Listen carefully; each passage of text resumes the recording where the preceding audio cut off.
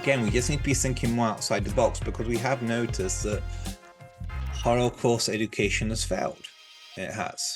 And I've been saying this for a while. I have, and now we're seeing the results of it. And it doesn't come down to the educators doing a bad job. It comes down to it worked before. What we do now doesn't work anymore with the new generation. Hi, and welcome to the Z3 Project podcast. I'm Amitai Fraiman, the director of the Z3 Project. On this episode, I sit down in conversation with Luc Bernard. He's a video game director and the executive director of Voices of the Forgotten. He's an incredible individual who is very much immersed in the gaming world. He built the first Holocaust museum on Fortnite, and also has a video game that talks about life during the Holocaust in France in particular. And in our conversation, we talk about how do we build empathy, the power of video games. What does it mean to kind of make this type of work accessible to the next generation? His thoughts on hope and what is effective in this medium, and why he thinks that it's a missed opportunity so far, or more positively, a great opportunity to kind of invest in a field that is much larger than the music and movie industry, both in terms of its reach and potential financial gain and investment. It's a great conversation, very interesting, a little bit outside of what we typically do. I hope you enjoy this episode. Please follow us on our various platforms and share this episode. It'll be available on the podcast platforms as well as on YouTube. Follow us on our socials. We have on Facebook, Instagram, X, LinkedIn, and TikTok. And take a listen. This is the Z3 podcast with Luc Bernard. Enjoy. I'm really excited to have you on our podcast. Thank you for taking the time and joining us today. You know, as I told you, on this podcast, we host a variety of speakers and activists and thinkers and doers to dive a little bit deeper into their work and kind of share it with the broader audience, and connect it to the relationship between world Jewry and Israel and Israelis, and how does it play with our identity, and how folks in this moment and in general experience the world as we see it. So, you know, it's great to have you. You were a speaker at our Z3 conference in November. It was a pleasure to meet you in person, and I'm excited to have this conversation. Excited to be part of this conversation. Excellent. Excellent. So, Luc, I think, you know, a good place to start really is just give our listeners a little bit of a background or context to who's Luc Bernard. Like, how did you end up doing what you do? Just kind of the background, because I think there's a lot of threads to pull there, and it'll be of interest. So basically, I'm a video game director. I've been making video games since the age of 16. I have, and now I guess I kind of have become the most known Jewish person in video games I have in the video game industry, because last year I launched a game called The Light in the Darkness, which was the first video game about the Holocaust, which no one thought could be done. And it was done, but also well done. That's why we received basically international acclaim for it. I'd argue nearly everyone kind of in the Holocaust field knows about us. I mean, I even did a webinar with the Israeli Holocaust Education Ministry about it. And then I also launched that same year, like in September, one of the first digital Holocaust museums, but I launched it inside the biggest video game in the world, which is Fortnite, which has like 400 million active users a month. That's just not even... that's not even the, you know, the registered users. That's just the active users. And that really changed lots of things too, because you know, it's basically a virtual Holocaust museum within the biggest video game in the world, but also anyone can access it. So I still am a video game director, but I guess I kind of ended up in the disruption of the Holocaust education space. I don't know if it's accidentally, but pretty much just by building things, because I saw a problem and I just wanted to fix it. And the problem was not enough people have access to what I prefer to call more like Holocaust awareness or Holocaust memory rather than education, because, you know, that can be, people can have different terms for what Holocaust education is. So that's basically who I am and have ended up in this field. That's I know, I mean, because I've heard you speak about this, I know you don't like the term Holocaust education, and I imagine we'll get there. You kind of alluded to it now of how you think about it. But what was, you saw a problem, but what led you to seeing that problem? Like, what was the environment that you were in that made you aware of this issue, right? Because there are many problems in the world, and one wouldn't necessarily make the connection or the jump between your job and your profession and your expertise and saying like, oh, this is the problem I want to address. Was there something that happened or a series of interactions that made you kind of like realize this is an issue? So it was interesting. So when I was making The Light in Darkness, so that was over 3 years ago, started working on it. Um, my intention was just to make something to memorize the victims of the Holocaust, the 6 million. And since video games are bigger than movies and music combined, it made sense to go down that route. But as I was working on it, anti-Semitism was growing in the USA. So it kind of the game didn't change, but kind of a mission started to change very much. So I was like, okay, I need to find ways, to reduce anti-Semitism. So when the game launched, it launched really well. It did. But then also, so that's what I mean. Things are constantly changing. They are. So even this year when I launched it, listen, I never thought that the game would be so relevant today.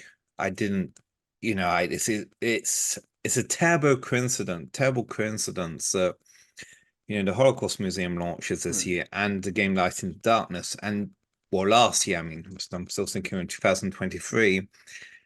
And then, October 7th happened, the explosion of anti-Semitism happened. Like I personally never thought I would see this in my lifetime. So that's why I'm still a bit not confused, but still I have weird feelings about it where I'm like, my tools are incredibly important and they arrived at the right time. But I really wish this wasn't the case. I, Right. I, I actually really wish everything was normal. So because again, even my original plans were launch all these things and kind of stay was in the space, but just continue to make other kind of games and just kind of Right. go back to being a normal game director. How Spielberg directed Schindler's List and he went on to direct other things. But because of everything that's gotten so bad, I basically remained was in the space because it also was the only one that was in video games, and we are bigger than movies and music combined. So I couldn't just let that space kind of be alone and kind of grow with anti-Semitism or those things, because even the video game space industry, how to describe it to people, it's people at work within the industry. Imagine all the crazy people on college campuses, right? Only they're in their 30s with six-figure salaries. Right. That's pretty much the state of the gaming industry. Too, so they're extremely anti even the existence of it, right? It goes beyond, criticism of the government, which I kind of do nearly on a daily basis, but into straight up Israel shouldn't exist. So that's why really I remained I've kind of doubled down and kind of entered more into the space, kind of even helping Jewish game developers. There's so many different things. We nearly do so much now Yeah. at this point. We I do. can I can imagine that it's just like the scope is growing and as people realizing that this is such an incredible tool, not only in its reach, and I just a clarifying question on that, because you said that it's bigger than music and movies. You mean in terms of the money that's in the market, the people that it reaches, the engagement, all of the above? Is that what just for, Yeah, so basically it's everything. It makes okay. more money, there's Yeah. more people that engage in it. So say for example, the Fortnite Museum has had millions of viewers. We spent $0 on marketing. We did for Holocaust Remembrance Day. Um, we did a collaboration with the LA Holocaust Museum LA. We had that day who visited the museum 69,000 people. $0 spent on marketing again. Epic was just kind enough to feature us. And for The Light in the Darkness, we have over 700,000 people who have finished it. Because the way I kind of do my analytics is only count people who finish it. I don't Finish the count the game. downloads. Yeah, the game. Yeah. Like people who finish it fully. I don't count the downloads. I don't, because someone just downloaded but doesn't play it. That doesn't really count to me. So the average video game completion rate is 10%. For The Light and Darkness, it's 40%. Wow. So people really engage in it. And even we have a massive audience in Saudi Arabia that's currently translated it to Arabic. So what I really noticed too, which was interesting, is what I see often on social media. Social media, a lot of times it's kind of like everything's terrible. Everyone attacked, this memorial. Everyone just went to do the comments and were bad. We're not receiving that. We Mhm. aren't. And I think there's multiple reasons for that. I think it's the way we kind of tell the stories. I do. I think we know how to resonate with the younger audience. And also, the reality is too, social media is toxic. It's a disaster. It is. So that's why social media is bad. So, and video games, I think, get a bad rep. They get a bad rep from people who don't quite understand video games. It's basically just another form of entertainment. So it can be like movies or music. You can do bad things with it, or you can do good things with it. Yeah, that's incredible. And I do hope. I know we'll cover the whole bad rep situation and the generational gap around understanding what games are. But I do want to focus on this because I think for me it's incredibly interesting. You know, I'm not American. You're not American in the sense that, neither of us were born here. We live here now. Yeah. And I'm just curious about how, number one, your upbringing kind of impacts your understanding of what's happening in America or in general, Jewish identity and anti-Semitism around that and the relationship to Israel. Um, Not to focus too much on that, just because I think that it's just unique in that sense. Most of the people that we talk to are like Israeli and American and like very direct. And this is different, right? Not only the platform, but also the backstory. And it's different, and I think it was a calling and you were kind of brought into this moment and you leaned into it, which is incredible. But I think that there's more there to unpack that you're not letting on. Yeah, so long story short, I wasn't raised Jewish. I wasn't, and my family, the way I was raised, completely secular. Basically no one really believed in God, anything like that. And when I was a teenager, an uncle reappeared, which we had no clue about. Hmm. And the uncle was Jewish. And then pretty much all came out that my grandmother and my aunt hid everything after World War II. So my grandmother wasn't in the Holocaust, she was in England, but her first husband and my aunt's family, they were all basically, to put it bluntly, wiped out because they were German. But my grandma says she hid her Jewish identity basically for decades and most of her life. She changed her name several times. She did. Basically, she had kind of lied about not everything, but so much. She had like it went into ridiculousness where she was kind of like, I'm the daughter of a priest, all those things. So she really went extreme in her lies. But funny enough, in that moment when it was all revealed, none of us cared. We just like, okay, and just kind of moved on with our lives. We did. We just like, okay, it's a grandmother. She's nutty. So Yeah. it doesn't surprise us she did something like that. But I would say as I kind of grew older, kind of all those things, I felt like, no one should have to really hide their identity. Like my grandmother had to change her name several times, all those things. And what's interesting too is even if I'm not religiously Jewish, I'm considered Jewish because the lineage, all those things. And it's been that's one thing which I'd say is quite wonderful about the Jewish community, right? Is that I feel like personally there's no kind of judgment. When you're part of the tribe, you're part of the tribe, even if you weren't raised that way. So that's one thing which I talk about some positive things. Mhm. Pretty much. So I never felt not Jewish. So now I think I do consider myself a guy of mixed ethnicities, really. I do, because on my dad's side, it's pretty much ethnic Moroccan it is. Not Jewish though, but in France. So I just consider myself again a guy of different ethnicities, but I think my Jewish side kind of comes out more. It's really because of the anti-Semitism in the world, which is a sad thing, because I kind of have to be more like, hey, I'm Jewish and all those things. Because I do remember, like, even in New York, over a decade ago, so all my roommates were Sephardic, they were Sephardic French, and honestly, none of us ever discussed any topics which everyone is discussing nowadays. We just all about living our life. And so that's whereas I guess maybe a bit the sad part is that people's Jewish identities are coming out a lot more now that everything's gotten really bad. But yeah, so that's kind of that small side. But I don't think I do the work I do because I'm Jewish. It really started with the video games and the Holocaust, is because when I started like later teen, I started researching the Holocaust on my own, and I just couldn't get over it.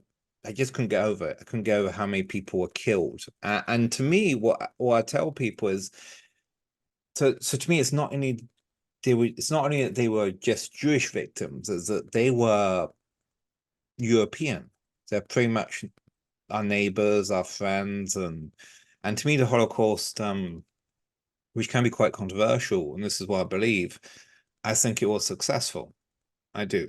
And the reason why is because, 2/3 of Jews of Europe were killed, and most countries no longer have a Jewish life in them. So I do think it was successful in that regard. And that's why I think I approach these things differently, because I'm not of the belief of where it's like, Hitler didn't win and, we're still around. To me, they did. I mean, it depends which country, of course, but I mean, look at Poland, just gone, just kind of wiped out. So that's why I think the way I approach things are kind of, or mentally, that's why I think I approach things a bit more different. Hmm. Yeah, it's there's some, certainly there was I think big picture, the arc of history, thankfully, they were not successful, but certainly regionally and in specific areas, we're seeing now a resurgence of Jewish life in some of these places, including Poland, which I think is quite interesting to think about, of people who decide to these are folks who either discover their Jewish lineage, not dissimilar from your own story, and or people who move back.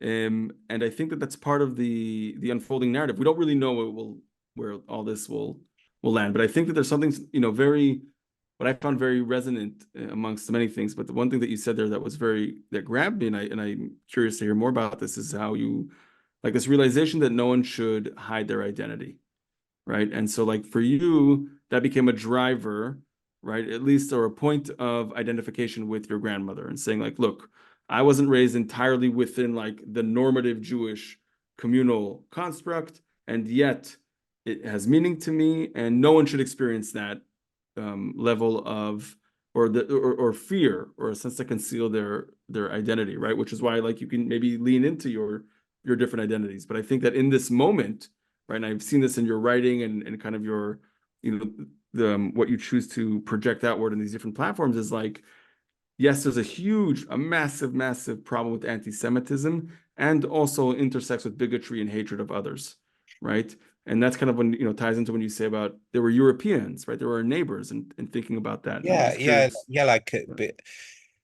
And yeah, that's actually precisely the case. And I think it's because it isn't interesting the way just we can present a lot of things. I very much view Jews as an ethnic group. I do, and that can be different from other people's perceptions, where it's religion. Although I don't think it's religion one bit, because otherwise I wouldn't be Jewish, if it was only religion. So, and It's a that's feature, as we'd say. the what? The religion, it's a feature of it. Yeah, It's yeah, not yeah, the yeah. To me, Jews are very much how described people who don't know what Jews are. I'm kind of like describe them very much like Native Americans, where I'm like, it's a tribe. So tribes, Native American tribes are ethnic Native American, but I have friends who are basically normal white people who have become part of the tribe, Right. and they're definitely part of that tribe now. So it's kind of like how Jews are, you can convert, and then when you convert, you are definitely part of that tribe. So it's a very, it's such an ancient peoplehood, it's a common old people I think today can't quite comprehend a lot of things. That's why I do think there's a lot of confusion. But when it comes to the Holocaust, that's why I really push that it was a racial genocide, because I do feel like a lot of people don't realize that, including our politicians too, in America, where often they think it's a, because when some people do Holocaust Memorial Day things, they're like, I'm against hate and bigotry against any religious group. And it's like, no, that it was a racial thing.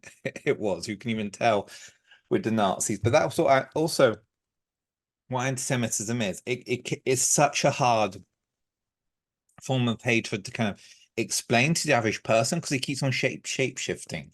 It does very much.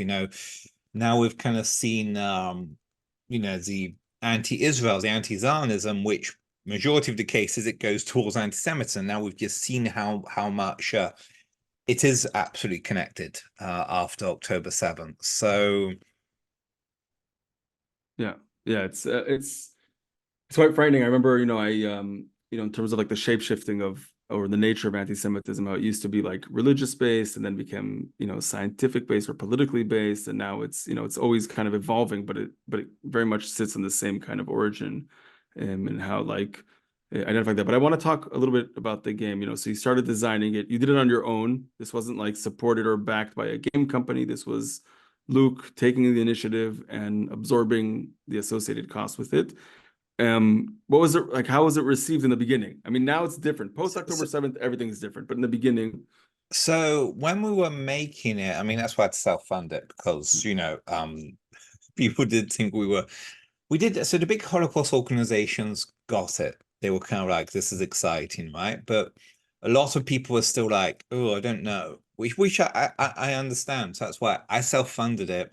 It cost me over $500,000. It did. And it's free too, because to really show, this works and can work. So when it was launched, I mean, we had from the mainstream press, like The Economist, Independent, Times in the UK, everyone pretty much said it's one of the most important games kind of made, and how it can be like a blueprint to address other genocides, all things like that. So very well received. We did the criticism which we got was maybe from a German government official, which in the end it's just because he was a bit jealous, pretty much, and then from some PhD people. But their criticisms were more like, why is it set in France? Why is it not set in Eastern Europe? And my thing was, I'm French, even if I sound British. So I'm like, yeah, I'm French. I wanted to tell that story. I did, because Holocaust in France to me isn't known enough, because Holocaust in France is very unique, I believe, because France went towards helping commit a genocide in a matter of years. It wasn't like how Nazi Germany, you could see something coming. France, it's once they occupied it, it happened super quick, and even within France itself, it was a divided country. It was very much like, even in terms of mentality, because people who don't know the history of France, I mean, before the Holocaust, even when France colonized Algeria, they introduced a Crémeau decree, which was to give citizenship to the Sephardic Jews of Algeria. So France, since Napoleon times, had been very much less racist towards Jews than other countries. Of course, we did have the Dreyfus affair, but even that divided France. So France is, again, very unique. And to me, since it was the French police that rounded people up, it was the French government, all those things, to me, it really also showed to the audience how fast a country which is good to its Jews can turn, how quickly. And that's why I think it was an important story to tell. Because again, in the case of Poland, you had already a lot of anti-Semitism. France also had a Jewish prime minister during that time. So really, France, what happened was an anomaly. It was. But, really, for them to commit genocide like that, but it really showcases it can really happen anywhere, anytime, and quick. yeah. So the critique was a little bit from a content perspective, a historical, maybe some, countries weren't happy, but from like a Jewish communal establishment perspective, were people like excited and wanted to start adopting this, or it took time for people to understand the potential of working within this arena? So I'd say I talked to nearly every single big organization at that point, but it was more people still didn't understand video games. It was so the young people at organizations did, but the more senior people did not. And to me, that's why I believe I strongly believe this actually. I think the younger generation needs to be put more in charge now, pretty much, because if you look at it, social media, we have utterly failed in that regard because we arrived too late. And also, I mean, listen, Light and Darkness and the Fortnite Holocaust Museum, we've taken over that space, video game space, in less than a year. We basically now, our work gets showcased next to Show Foundation, it does. All the articles, all those things were kind of ended up on the level. Show Foundation has way more content and money, but we kind of end up in digital space on the level with them. I mean, our museum has been nominated next to Yale. It has for digital stuff. We did this in less than a year. And to me, like I tell people, I'm like, we shouldn't have been able to take over the space so easily, basically. So I don't come in and say, we're so great, we're the best. That's why we did these things. I'm more like, Right. it was so empty that we're just able to take over that entire market in less than a year with $0 worth of marketing. And to me, it's more, I try to encourage more organizations and things like that to come into a space. It's still been a bit slow. The ADL has jumped a bit into the space. I believe the ADL needs to do more hirings and, be more involved in video games, because right now there's only one guy who is Daniel Kelly, pretty much. They need to have more than one guy. So, because even if we look at it, fair enough, because this is even another story. So now we're actually going to delve into the hostages, fair enough, but it will make sense. Basically, Renana, she's the mother of Anya Gill, the two teenage boys who are held hostage. She basically reached out to me via an Israeli gaming company, because they were kind of like, okay, this is the guy in the gaming industry who can help us bring attention to them. And that Israeli gaming company makes revenue of hundreds of millions of dollars. But what really hit me in that moment there too is the fact that literally Israeli gaming companies and the hostages' families coming to me to ask them to help, because I'm the only guy who was in the video game space. I'm not the only Jewish person who was in the video game space. But if that's kind of why I know things are a bit broken too. I mean, I don't consider myself to be that much of a big deal, but the fact that they came to me instead of anyone else, it's like, of course, it was flattering, but at the same time, it's kind of like, Christ, we don't have much, much support in the gaming space. So luckily, when I made the whole experience for them was in Fortnite, because one of them is a big Fortnite player.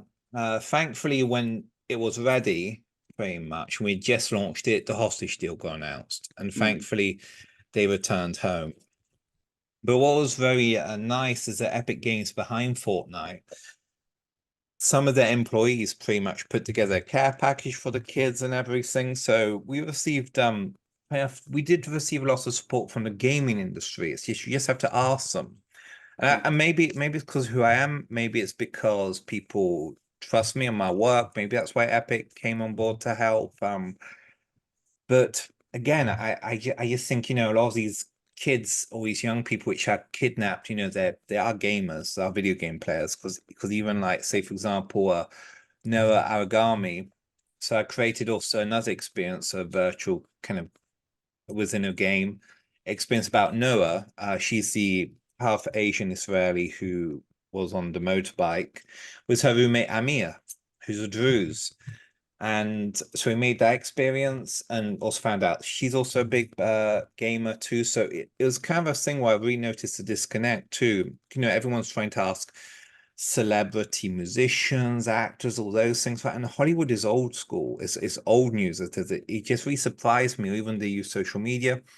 it surprised me again. I'm the only person within the space, video game space, bringing attention to the hostages, Mm. which shouldn't be the case, because I do really feel very much like our audience, like I told you, it's not Jewish. It's kind of everyone else. It is. And I felt like even what a lot of organizations, not to criticize them, because I do think everyone does great work, but it's too much in a bubble. It is, and not kind of reaching out new people. So that's come as much we talk about hostages with Jewish influencers, it's just remaining within Jewish influencers. We kind of need to reach out a lot more. And what's fascinating again from my work, I've gotten to know people within the Arab world. I even work with people within Lebanon too. And within Lebanon, what they tell me is pretty much is that the Lebanese people, yes, they're extremely anti-Israeli government. They are.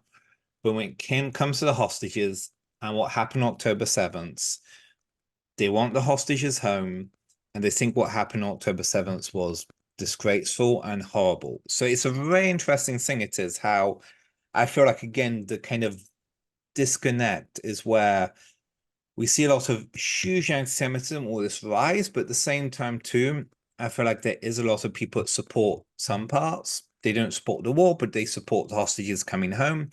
So there's some kind of bridge building to be kind of done there. Because I remember even when I saw last week, I saw the Nova documentary. I did a private screening, and I told a bunch of Middle Eastern friends who were like, we want to see it too. So that's what's been very interesting in kind of my experience, where again, I'm not seeing pushback, I'm seeing more support. And maybe it's because of the way I approach things, because people maybe know me coming more from, I always come from a humanitarian perspective, and I think I'm not really tribal too. So I think that's actually plays to my advantage, because if I was very pro Israel in regards to everything, where I was like, Netanyahu can do no wrong, then I think I'd lose a lot of audience. But the fact that I talk shit on every government, the American one, the French one, the Israeli one, I think it kind of allows me to navigate all these kind of different spaces. And that's why I do feel like, in terms of fighting anti-Semitism, all those things, and even to get people to not hate Israel as much, right? I do think we need a lot more people who aren't just Hasbro. I do pretty much. They just want to tell stories. They do just want to be. So that's kind of what I do, and I think it works. It does. That's why it's very interesting where we do see a huge rise of anti-Semitism, but I have so much hope for the future.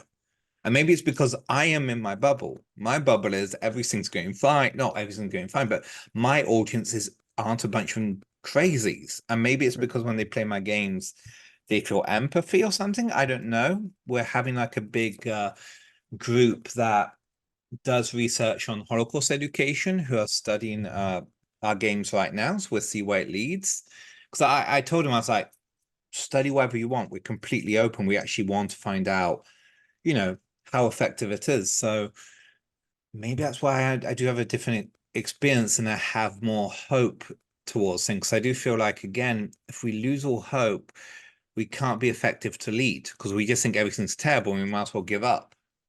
Yeah, I totally agree with that sentiment in terms of hope. And I think that, as you're speaking about,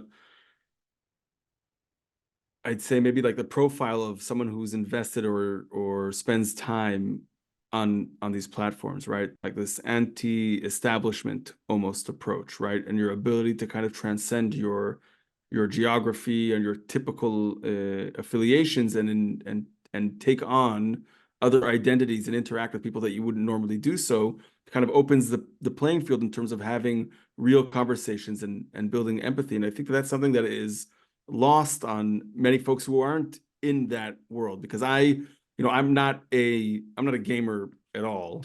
I never for all kinds of reasons, besides the point. But I mean, I still have a little a bird's eye view into that world, so I appreciate it, or the potential, and there's a lot of stuff that is like layered on top of the Well, gaming world. even if you look at it, right, in Saudi Arabia, where they had the big esports tournament, for the first time in history, the Israeli esports team of FIFA flew over there to Saudi Arabia, played the Israeli national anthem, and they also won too.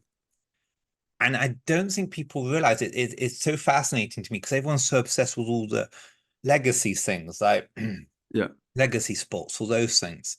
But that's the brilliance of it, because it's not, all these like sports and international tournaments are important, but people are no longer, I mean, they are representing their country, but it's not about nationalism anymore, right? It feels like a bit more culture. And when you can kind of go Yeah, but into yeah, like a but neutral ground, which isn't, it's in Saudi Arabia, but like we're in a virtual setting, then the playing field is really what flattened. that's kind of what video games do. They are less political in a way, even the esports things. Like it is more a bunch of gamers from all around the world wanting to see who's the best team and kind of all those things. And they didn't have any issue. Again, Saudi Arabia has no diplomatic relations with Israel. Yeah, They were able to fly over there and play the national anthem. And it seems like people don't realize how big of a deal that is. it's a huge deal. And so that's what I mean. So even Saudi Arabia changed, but it depends how you do things culturally, because I very much believe in bringing people together culturally. I do. So I know a lot of people like doing things propaganda like. I call it propaganda, it's good and bad propaganda that is. Don't mean that in a negative way, but very political, those things. It doesn't work. First thing, you need to get people to actually like each other. You do to even meet Israelis or Jews and be like, okay, they're no different than us. They're kind of cool. Like everything I read is actually wrong. And to kind of build all those bridges. I mean, Yeah. just even the fact we're able to take over Saudi Arabia in terms of Holocaust education, that's insane. That is insane. And even when I talked to members of the Saudi government, they told me they were very grateful for also what I did, because they told me I didn't come in with any political angle. I didn't. I treated them just very seriously like anyone else, because they told me when anyone tries to penetrate Saudi Arabia, they're basically trying to push for normalization with Israel, all those things. And Saudi Arabia is kind of like, that's up to our politicians, that is pretty much. That's not up to us, the culture makers. That Saudi Arabia very much wants to be part of world culture.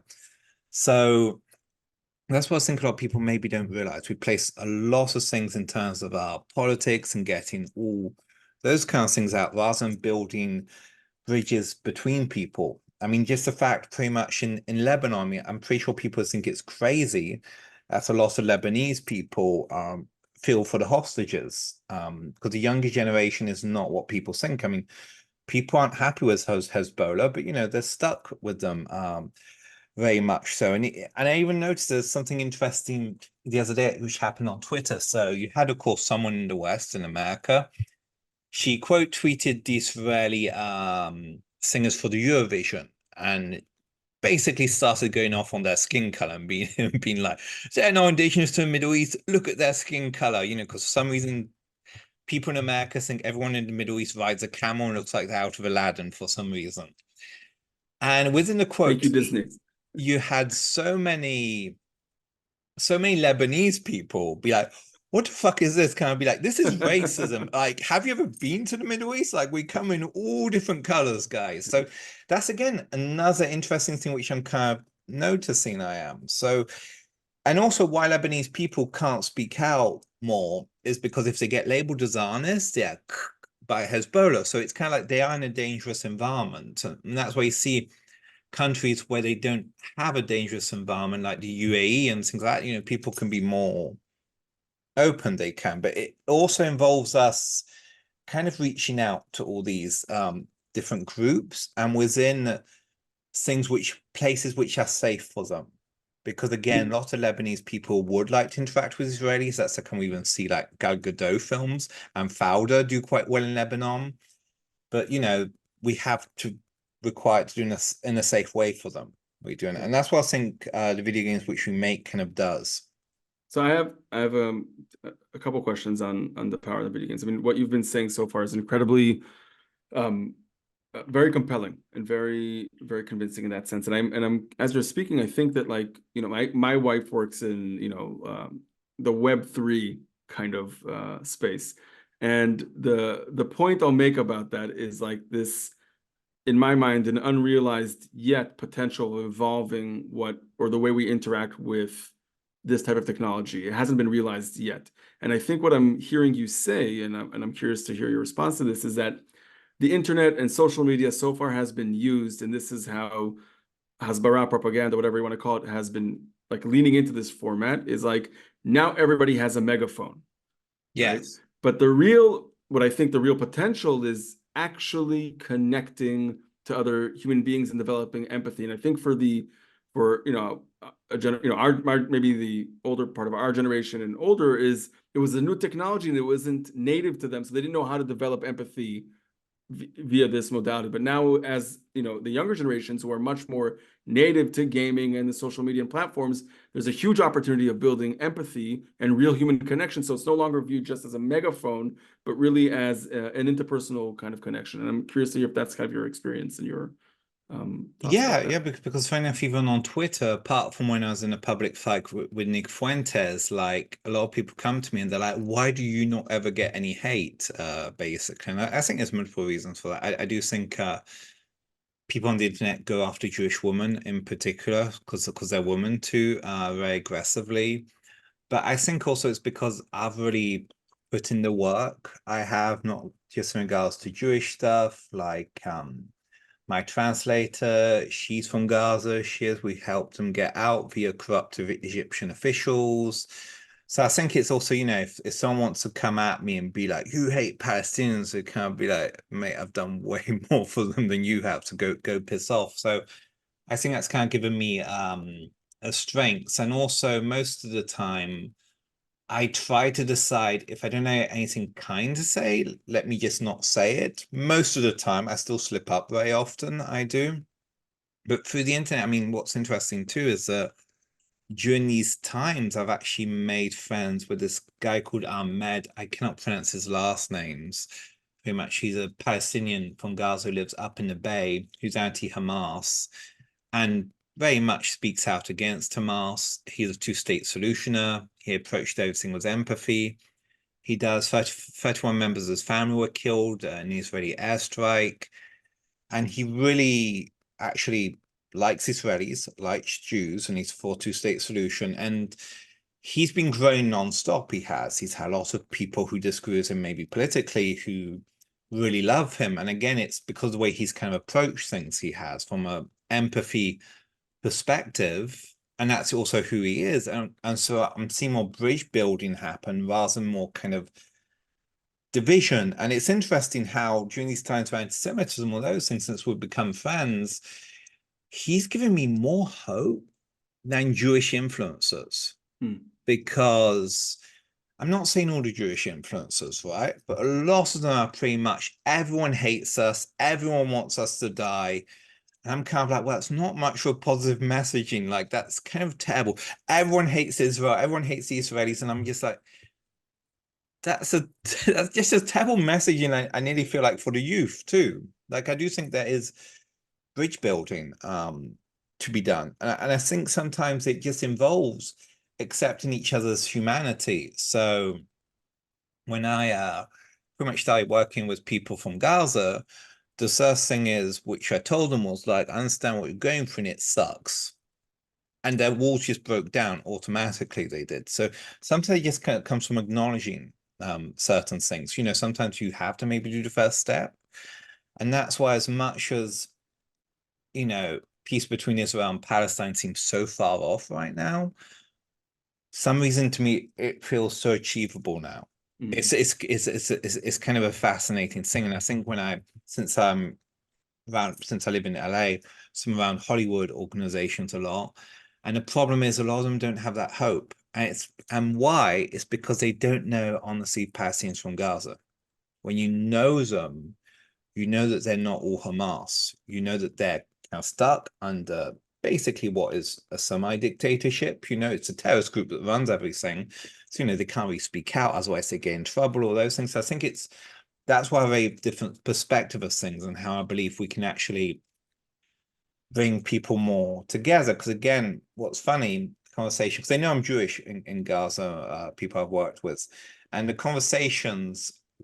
lot of the conversations were pretty much who has the best hummus? Is it the West Bank or is it Gaza? Like it was conversations like that. It wasn't like death to the Zionists or anything like that. It was just conversations like that. And I think just a small bridge building things can do start bringing more people together. Because even if you look at it, if you become friends with someone of quote unquote the enemy side, you can't, how can I say, you start feeling more for the whole group and start being like, well, I like this guy, so clearly my ideas about the whole group are wrong. And so that's why I think very much so in these dark times. And again, we have seen the pro-Palestine movement lose their mind, though. We have too. So I'm not talking about the pro-Palestine movement. I'm talking more about individuals, because I do think the West has lost its mind. Like, being pro-Hamas is not liberation. It's a terrorist group. Yeah. It's absolutely insane. But rather than just focusing on the negatives, I'm like, what is the way forward? And the way forward to me in that regard is pretty much someone like Ahmed, becoming friends with someone like Ahmed who believes in Israel existing, who wants a two-state solution, doesn't want to destroy it very much, and kind of building on top of those connections, I think. Yeah. So I very much, the whole the piece about hope and interpersonal relationships and empathy, I think is incredibly important. And I know that you're now involved in measuring or researching how it works. But like, what is your gut feeling about, like, why is gaming and these platforms so conducive or potentially conducive for relationship building, empathy building, and understanding between folks who wouldn't be expected to get along? So I would say that's because video games actually can put you in the shoes of the characters which you're playing as, and also why I think what's been fascinating with our work, because I find if I'm even having later today, like a talk with someone in the Holocaust education, is the Holocaust museums, most of the time students are forced to go there. Keyword forced. So when it's fun to get a trip out, so do you want to leave, but they're kind of forced to go there. And I think when you're kind of forced, you're less interested. You are. I mean, that's why I think Holocaust education is a disaster. It is. But what I was asking is they want to come in, they want to check it out. Let's be honest, it is more appealing for young people who are fans of Fortnite to be like, go explore this museum within your favorite game. Then they'll be like, that sounds awesome, let me go. So it's kind of like, I think Stephen Smith said it best when I was over at his place. It's kind of like we have to be in the places where people are rather than trying to bring them to our places. And that's why I think, that's why it's a weird thing where I think the educators do important work. I think it's great. I do. I think the problem is everything is on the wrong platform or the wrong place. Because again, when you look at like I tell people when I see these museums in construction, even advised at a museum in construction, which is costing $100 million. I can't name because I'm not under NDA, so I can't name how many visitors they have planned a year. But it was terrible. It's pretty much less than what we did in the first week. And I look at that, I'm like, you shouldn't be spending $100 million on a museum physical, which is only going to service the city. You need to be spending this and can service the entire state or entirely of America. And that's what digital allows us to do. Yeah. But because again, we release everything for free. So for the Fortnite Museum, we also have an education webinar with Epic next month where we're presenting to 500 educators. It's free. You just need to tell your students, hey, as your homework, you want to go play Fortnite? And like, yes. So, get them go visit that museum and they can come back the next day and, talk about what they learned, all those things. And then they'll be interested and then the teacher can get them to pay more attention. So I kind of looked at it kind of that way. Like, I think we have so much information and such great work done by the educators, but the educators can't reach everyone. So we just need to be reaching kind of everyone a lot more. And I don't think it will stop the I don't think it would decrease the reduction of Holocaust museums, real ones, people visit it. I think it'll actually increase it because people want to see things in person then after. So that's Yeah. why I do think I think within the Holocaust education space, there's too much kind of competition and kind of, thinking, because everyone's competing for donor money and things like that. But I think you just need to come more together and pushing things out more digitally. Because again, when I saw with the claims conference survey, where they said 8% of Americans hadn't been to a Holocaust museum. So that's why I made one was in Fortnite over that survey. I just made it. That was the moment. Yeah, just to kind of fix it. Yeah. And the fact I looked at that survey now, it's like organizations with hundreds of millions of dollars didn't think of that. I'm like, what are we doing? So that's why it's more, again, I just keep on repeating, I love the organizations. I just think that pretty much think outside the box. Because even what the Outreach Museum has done on Twitter, the fact that the Outreach Museum has been kind of alone in doing that, So that's why I think, again, we just need to be thinking more outside the box because we have noticed that Holocaust education has failed. It has. And I've been saying this for a while. I have, and now we're seeing the results of it. And it doesn't come down to the educators doing a bad job. It comes down to it worked before. What we do now doesn't work anymore with the new generation. Yeah, we need to adapt. We need to make it more approachable and speak the language. Meet people where they're at, as opposed to trying to expect them to kind of come and meet us on our terms, but really making it available because otherwise it won't resonate. So I mean, like, look, so what would be like a way to, what would be like a message you want to encourage people who are listening to this to, in terms of like, if they're from an establishment, from an institution or organization, or even private individuals, like how do you translate I mean, so far we've done an excellent job explaining why this is applicable. How do you make that next step, right? For folks to understand that, yes, video games are a fixture of our lives. These are way people interact with the world.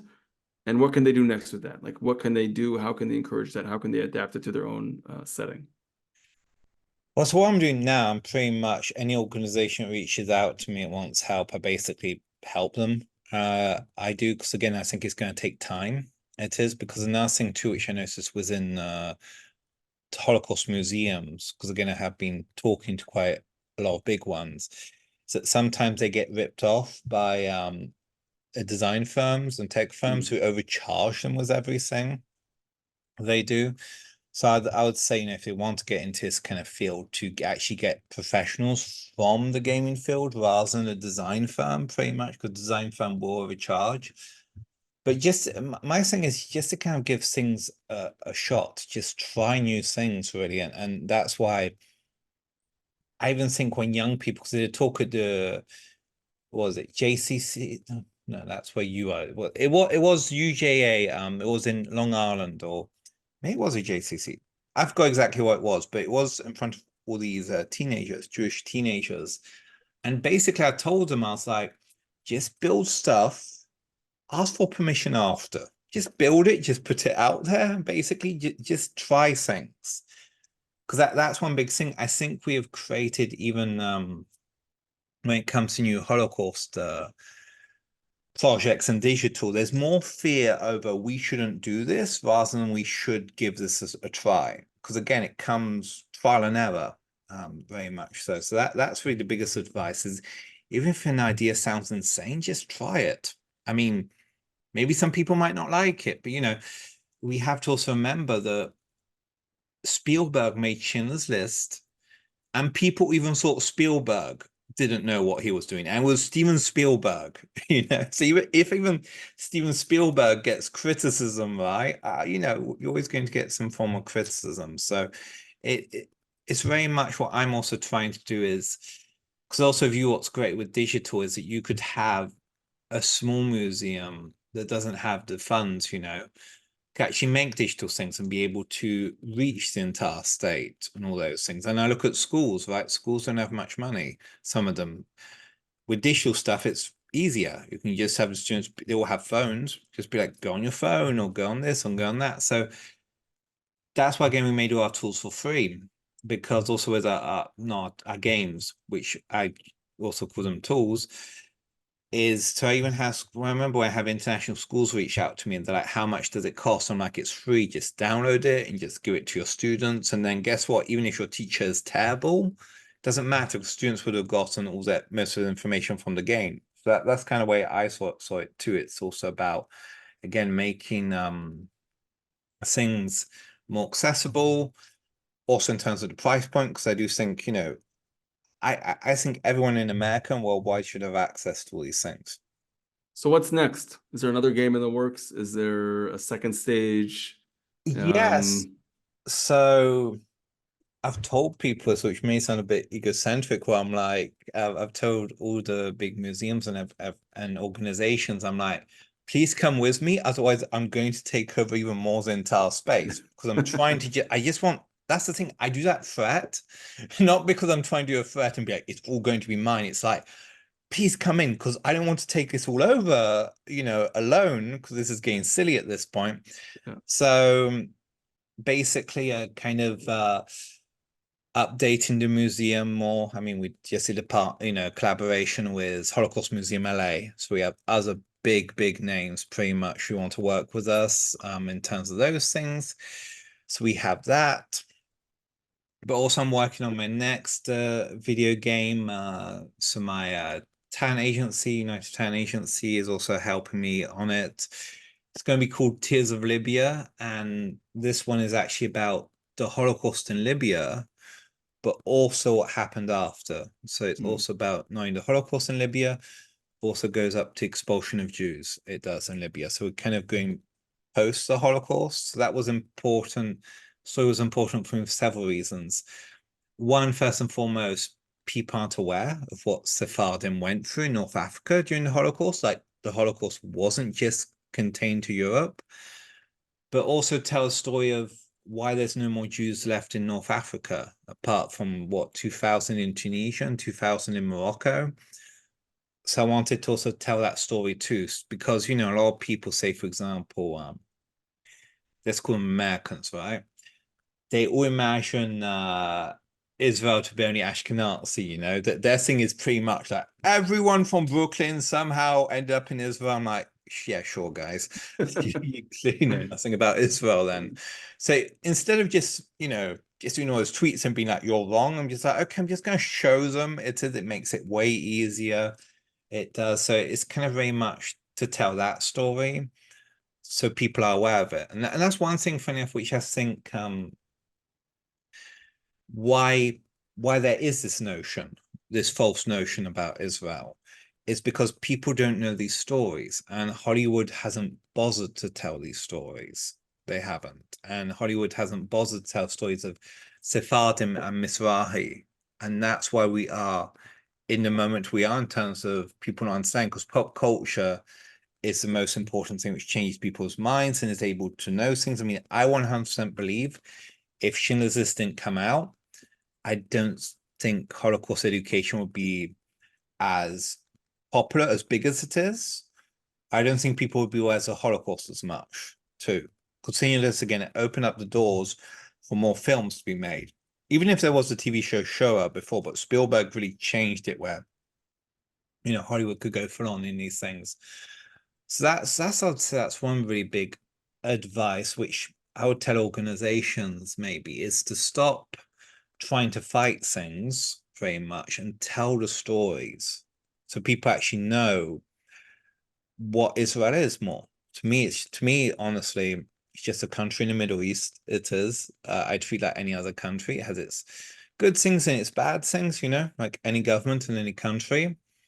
But the history of it, very much why there's no more Jews left in all the surrounding countries. And I think that's a very important thing for people to know, because again, it would dispel the notion when, I know they're bigots, but when people on Twitter like, they can all go back to where they're from, and it's like, they're born there, so you're born there, so why would you go back anywhere else? But Where are you also, going? Yeah.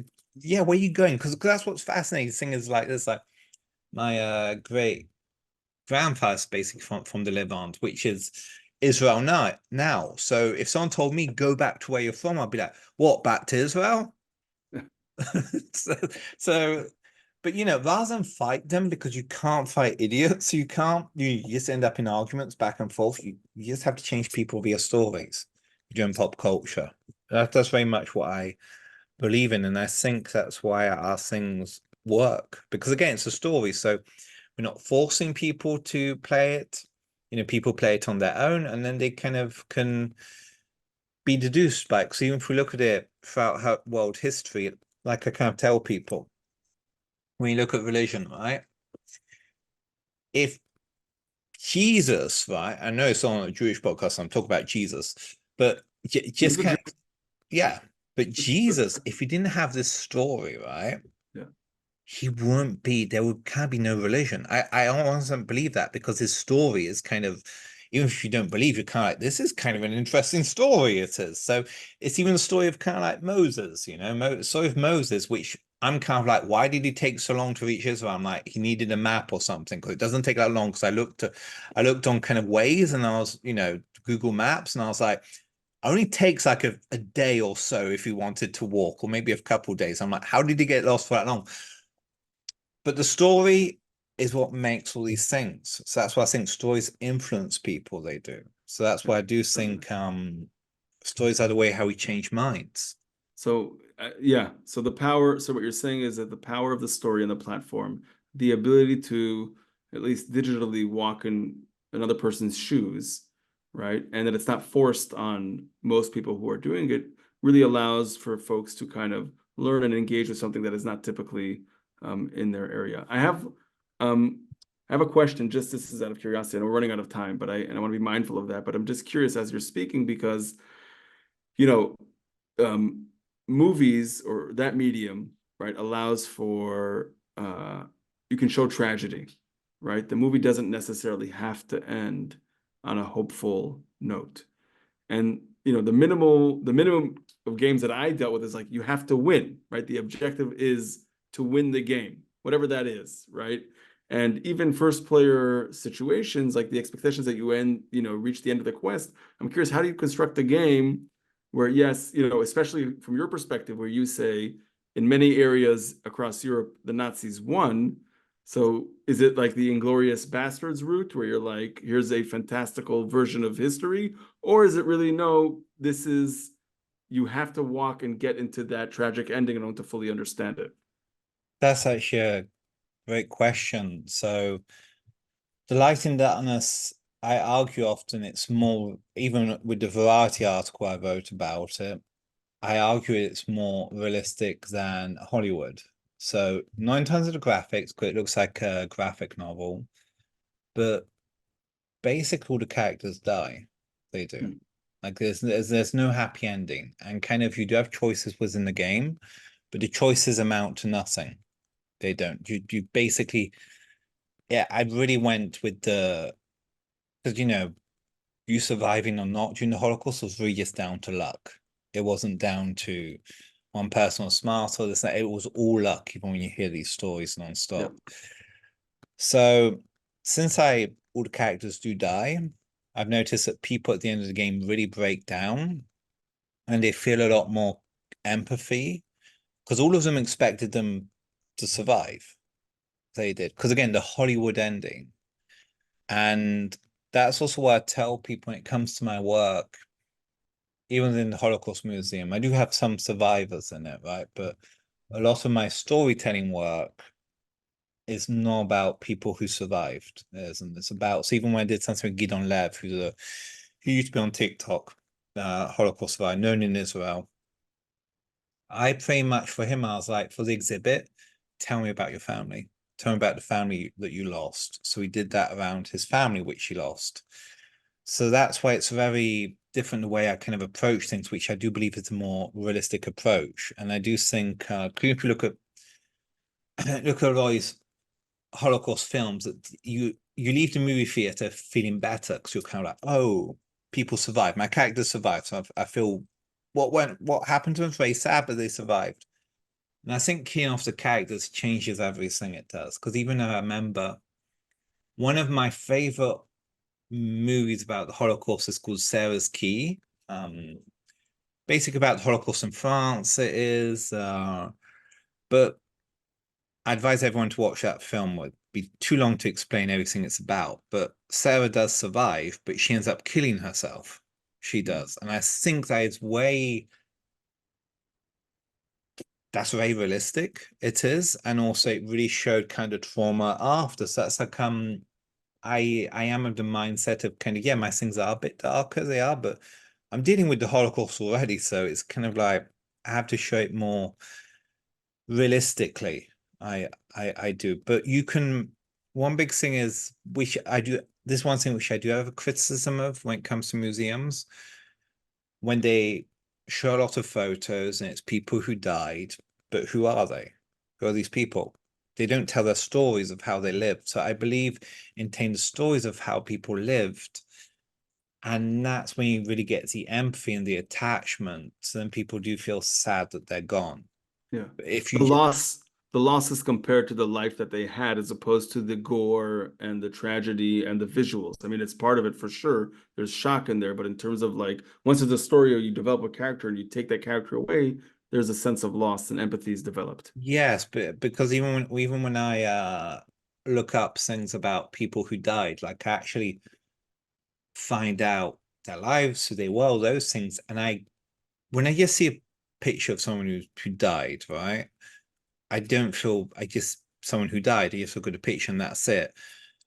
When I actually find out more about their story, when I'm doing all my research, all those things, then I actually end up sad and crying because I feel like I know this person suddenly and they're gone. So that's why I think it's very it's again storytelling. It really comes down to that. And you can and I feel like again we aren't humanizing the victims enough. So that's why that's again what I try to do within the Holocaust Museum within Fortnite. It's very I tell stories of all these individuals.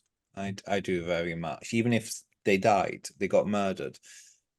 My thing is I tell a story like even if it's small panels, like it's a museum, but the sentence is just where they died, just one sentence. Don't go into all the details, and it just kind of shows photos of them alive. I don't show photos of them in dehumanizing conditions, all those things. So it's a very different approach, which I'm not saying real museums, physical museums need to have that approach. I think it's nice that we can offer this kind of digital approach because actually that makes me go into one thing. A small, I don't know if it's a fun fact, but within the Fortnite Museum, we're not allowed to show swastikas or dead bodies, which has actually become a strength for us because since we're not allowed to show those things, we get to focus more on who these people are. And Mm. that's why I think sometimes limitations can actually be an advantage. And that's why I really think those limitations are. And again, that's why I don't see ourselves as competition to real museums either, because Right. it's a different kind of experience it is. Yeah. So what I'm hearing through, we're really coming up at the end of this. Unfortunately, I can go on for more. It's super interesting. But what I'm hearing a lot through, a thread is, if it's the constraints of the platform or the opportunities of it, it's about finding and highlighting the humanity of the subjects when you're talking about the Holocaust in that setting, but certainly also in your other work where it comes down to maybe inadvertently, but certainly a big piece of it of peace building and empathy and understanding is start with the human, start with the story of the people that are in front of us, as opposed to kind of going out to the macro and the symbols and the images. And I find that, I was going to ask, where do you find the hope? But I think that's where it is, right? That's where you Yeah, find the hope. and also, so one Holocaust educator said something to me which was really stuck with me, where she said, "Have we taught people how to be Nazis? Because if we taught them how to do a genocide, have we taught people how to do a genocide rather than, kind of preventing people?" And that's one thing which I do think about often, actually. So I'm really wondering that too at moments because we have taught people about this anti-Semitism. It hasn't come out of nowhere, so now they know these things.